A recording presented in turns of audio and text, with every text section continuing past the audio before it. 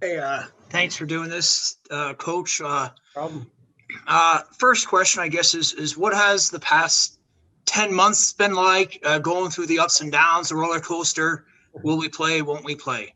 Yeah, I think you guys should be asking my wife what the 10 months have been like. And no, it's been, I've talked to a couple guys before, but I've got to do a lot of things with my family that I usually don't get to do. At the time too, there was some minor hockey stuff going on when we could play some tournaments. So, one of my boys said, "Dad, this is the first tournament you've ever been to with me." And I was just kind of like drawn back, and I was like, you know what, you're right. So I got to do a lot of good things like that. But like any hockey player or coach or what have you, I was ready to get back to work. So, there were some days where it's just like, shaking my head, wondering if this is going to happen, if we're going to get back. But, you kind of forget about it when you're spending that quality time with your family. And then the second part is, it's been a real tough job market this year for AHL veterans. You have two of them, Garrett Mitchell, Cody Franson, guys that have worn letters before. What can they bring to your club? You're familiar with both of them from their past seasons with Rockford. Yeah, and I've had Franny before, and then obviously Mitchie last year. But they're coaches, whether they know it or not. They're coaching. They're making our job as coaches so much easier. And as a young player coming into the league, you got guys that have been around. They've witnessed or been a part of some type of up or some type of down. They played at all levels. I told them the other day, a couple of kids, to just be sponges.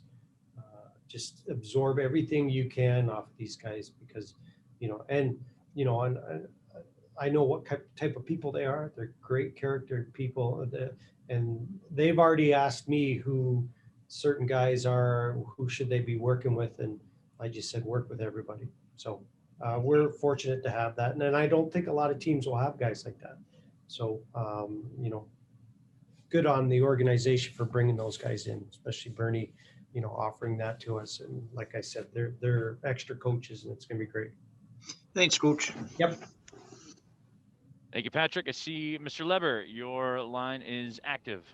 Hi, Coach. Are you approaching this camp like you would any normal camp in the late September, or are you doing things drastically differently this time?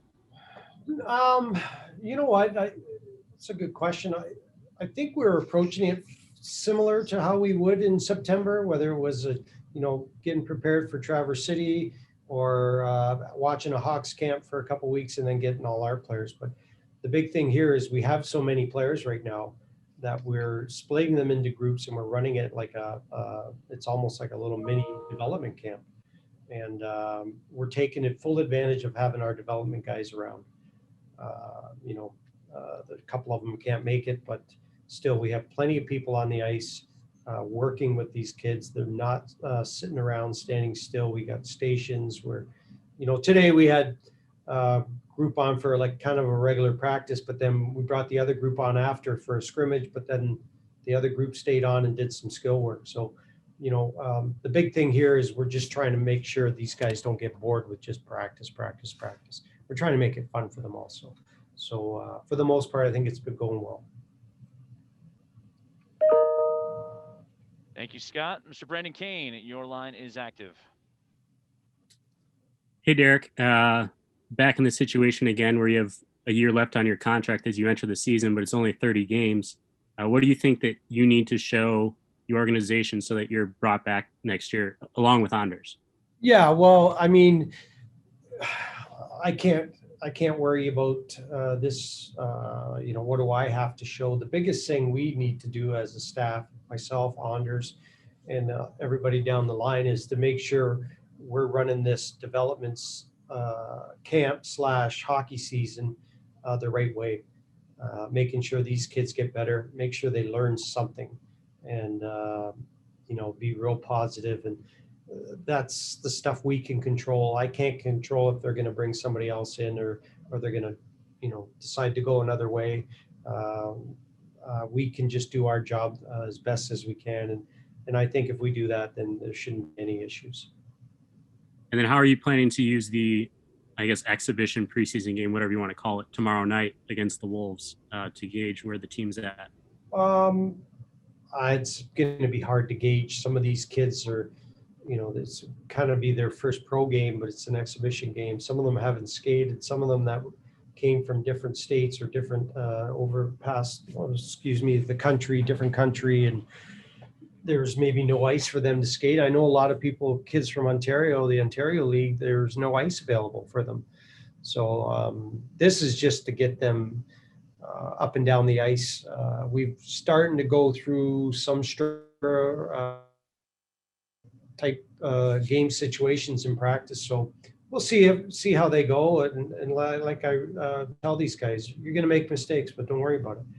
You make them, we'll correct them, and we'll just keep working at it. But the biggest thing is just to get them in a game situation and see who's feeling, how good they're feeling. Thank you. Jay Taft, your line is active. Hi, Coach. Hey. How different is this season going to be in terms of weighing the wins compared to developing and preparing players? We've talked a little bit about it, but give me an idea of how exaggerated or how different it really is going to be with this season. Well, I think the nice thing about working with the Hawks, and they give us everything we need to develop these players. They're not overly concerned about wins and losses, but obviously winning is a good habit to teach these kids. This year, a little different. We have to really focus on developing these kids, and we are going to try to approach it as developing these kids individually. What do these kids need to work on?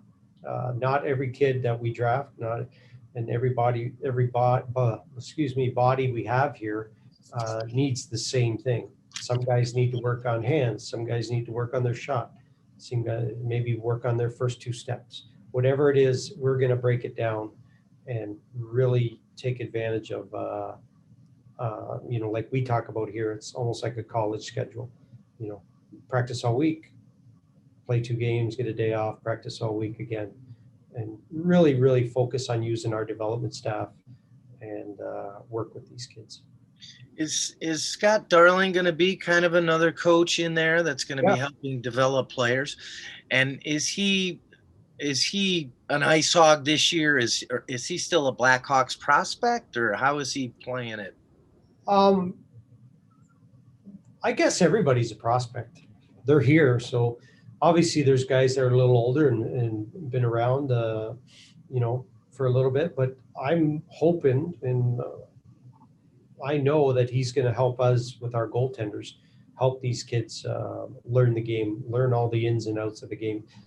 The same as Cody Franson is going to help our D, and Garrett Mitchell is going to help our forwards. He's going to be a coach to help with these goalies. What I've seen so far with him has been a great attitude. He's working hard in practice. It's nice to have a guy like that in your locker room. Guy's won a cup and he's been around. He knows the ins and outs. So again, with having those 3 guys as vets, I'll be making sure I tell these young players to be sponges around these guys. You're going to learn a lot from them. Thanks, Coach. Yep. Sam Knock, I see your hand is up. Your line is active. Hey, Coach. So what's it been like? You see these guys flying around the ice after being so far away from the game. What's it like, just beyond hockey, seeing these guys interact with each other again and being back on the ice, and what's that energy level? That's what, obviously I've done it my whole life. It's huge. It's obviously I'm happy for these guys that they salvaged the season and we can get back on the ice and play some games. I'm sure you've asked Bernie this, but thanks to him and the Chicago Blackhawks for allowing it to happen. I mean, not every organization can afford to do what we're doing here. But for my selfish reasons, individual reasons, it just, to get the blades back on and get out there and run a practice and mingle with these guys and get to know some new faces. And it's a lot of excitement around here for our staff that we have a great bunch of kids. We got some good vets to help us out, but we're back teaching, doing what we love to do. All right, thanks, Coach. Yep. Thank you, Sam. Scott Lever, I see your hand is up. Your line is open. Derek, Bernie told us a couple of young goalies are unfit right now, so you're a little thin there. But Yeah. do you view Alex Thompson, or not Alex Thompson, Matt Tompkins as ready? Is he the front runner going into this thing right now, or is this thing kind of wide open at goalie? Well, I think Tommers, he's earned it. He's put up with sitting on the bench, backing up a lot, maybe not in the lineup, up and down from the East Coast. I believe he's got the opportunity to be our number one guy. He's going to get an opportunity. I know there's not a lot of games, but we also got to think of the other kids, the other three that we still need to focus on working with them and hopefully try to get them in games also. But Tomer's just a good person. He's that type of kid, and I probably told you guys this before, that you root for him. He's the type of player you root for. Hopefully this guy is going to, make it somewhere down the line. And I'm glad for him. I'm happy for him.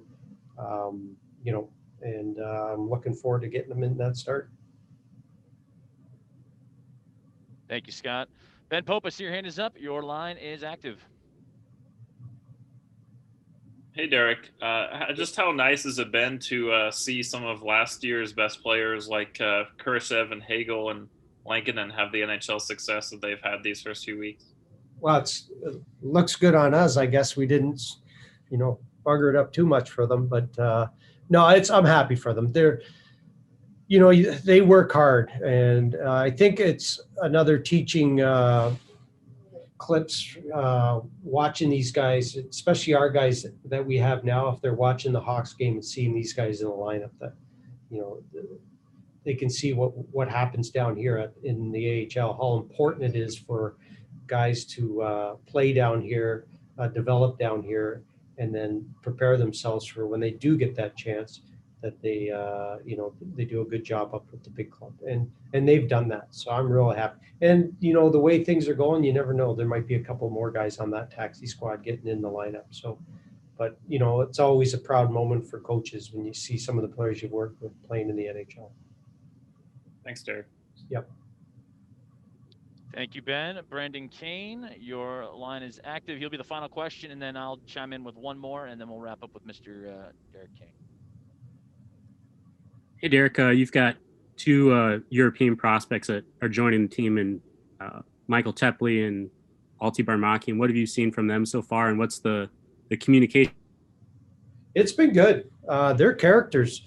I remember those two at prospect camps a few years ago, and they were quiet and, like everybody is when they first come. It's a bit of a shock, right? When they see all these players and all of a sudden everybody's up in the stands watching them. But they're two of them are English is really well. They speak it really well. They've improved on that. They've grown as in players. They're mature, and I really look forward to working with these guys. They got a lot of upside to them. They're obviously need some work, but like everybody else, this is a great time to be working with these kids, and I look forward to seeing them hopefully in the NHL and whenever they're ready. Thank you, Brandon. And Derek, my final question to close out your session, something that hasn't been publicized, but wanted to definitely get your thoughts on your son, DJ King, is on tryout with the Chicago Wolves as we speak. Oh. And, it's one thing to be a hockey player. It's one thing to be a coach, but now, you get to be a hockey parent full blown and go against your son essentially tomorrow at the preseason game. What kind of emotions are you expecting to have? What kind of reactions do you think you're going to have? And ultimately, just that family, the King family getting together to see. Yeah, it's nice. I'm happy for him. I'm not going to be, worried about. I'll, obviously be coaching against him, but after the game, I'll call him and, tune him in a bit, tell him what he's doing wrong, which is everything. And but no, I'm happy for him. He's worked hard. He's not drafted, but he's obviously, Wendell and Bernie were talking, and Wendell was commenting on how we needed some D. And well, it's easy, right? He's here. He's in the Chicago area, so it was nice of them, the Wolves, to invite him to the camp. And whether it's 1 day or 6 days or how long he ends up staying there, I think it's a great chance for him to see where his game's at, and we'll see what happens there. But he's excited, and I'm excited for him, and I hopefully he has a good showing. Thank you, Derek. I appreciate your time. And that'll conclude our session with Mr. Derek King, Cam Morrison, Alec Regula, and Scott Darling of Cumming. Thank you, sir. All right. Thanks, guys.